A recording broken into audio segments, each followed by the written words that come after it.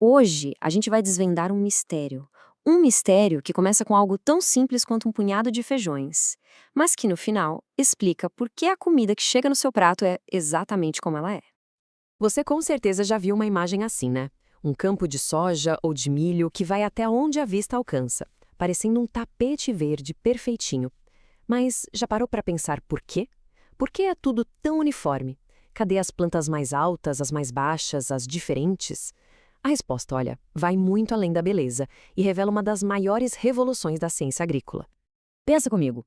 Para um agricultor, o caos é o inimigo número um.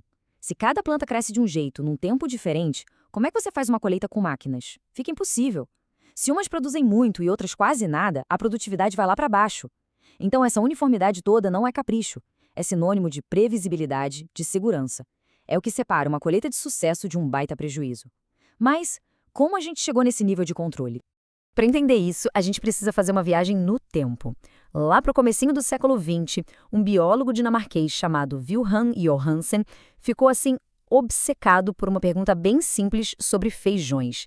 Mal sabia ele que a sua curiosidade estava prestes a decifrar um dos códigos mais básicos da natureza e até a batizar a pecinha fundamental da vida, uma palavra que a gente usa todo dia: o gene. Ok, vamos mergulhar de cabeça nisso. O experimento do Johansen começou de um jeito incrivelmente simples. Ele pegou um monte de sementes de feijão da variedade Princess. Era uma mistura, sabe? Tinha semente de tudo que é tamanho. E o que ele fez? Começou a organizar. Basicamente, ele pesou uma por uma e separou, as mais pesadas para um lado, as mais leves para o outro. E é aqui que a coisa fica boa de verdade. Primeiro, ele plantou os feijões pesados e os leves em grupos separados. O resultado, exatamente o que você está pensando. As sementes pesadas deram plantas que, na média, produziam sementes mais pesadas, e as leves, sementes mais leves. Sucesso total. Isso é o que os agricultores faziam há milênios. Só que o Johansen foi além. Ele pegou uma dessas famílias, onde todas as sementes já eram pesadas, e tentou fazer a mesma coisa de novo. Ele escolheu as mais pesadinhas daquele grupo e plantou. E aí, nada. Simplesmente não aconteceu nada. A seleção parou de funcionar. O próprio Johansen escreveu isso. A partir daquele ponto, a seleção se tornou ineficiente. Não fazia diferença se ele pegava a semente um pouquinho mais gordinha ou um pouquinho mais magrinha dentro da mesma família. A geração seguinte sempre voltava para a mesma média. Mas por quê? Por que um método que funcionou tão bem na primeira vez falhou de um jeito tão espetacular na segunda? Essa pergunta é o ponto de virada da história. Por milhares de anos, os agricultores escolheram as melhores plantas só olhando para elas, mas eles estavam trabalhando no escuro, sem entender o porquê de dar certo ou errado. Johansen estava prestes a acender a luz nesse quarto escuro. O que ele descobriu foi a diferença crucial entre aquilo que a gente vê com os olhos e o que está escrito no código genético da planta. Foi um momento de eureka, que nos deu uma fórmula para entender a vida como um todo. E a fórmula é essa aí. Fenótipo é igual a genótipo mais ambiente. Calma, é bem mais simples do que parece. O fenótipo é a aparência, a característica que a gente vê, tipo o peso do feijão. O genótipo é a receita, o código genético, o software que roda na planta. E o ambiente é tudo que está em volta: sol, água, a qualidade da terra. O que Johansen sacou foi que a aparência de um ser vivo é sempre o resultado da sua genética interagindo com o lugar onde ele viveu.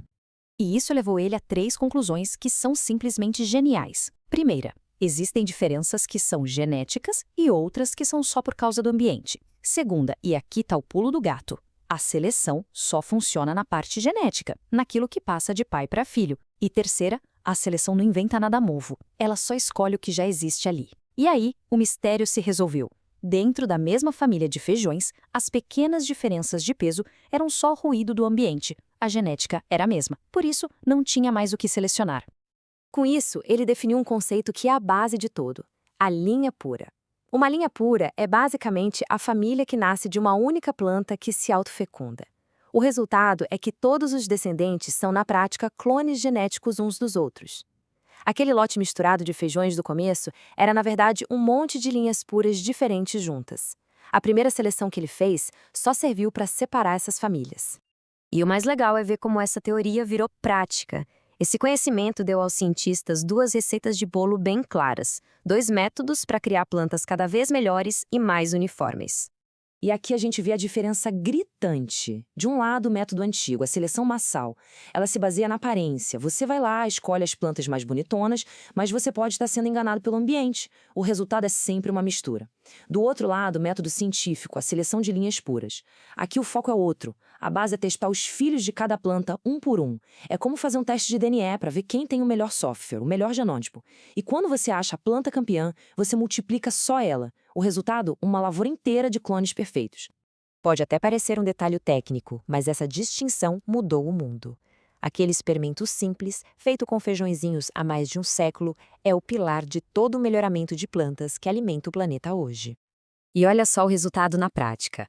Uma variedade crioula, que é aquela mistura de genéticas, tem uma produção que sobe e desce, é inconstante.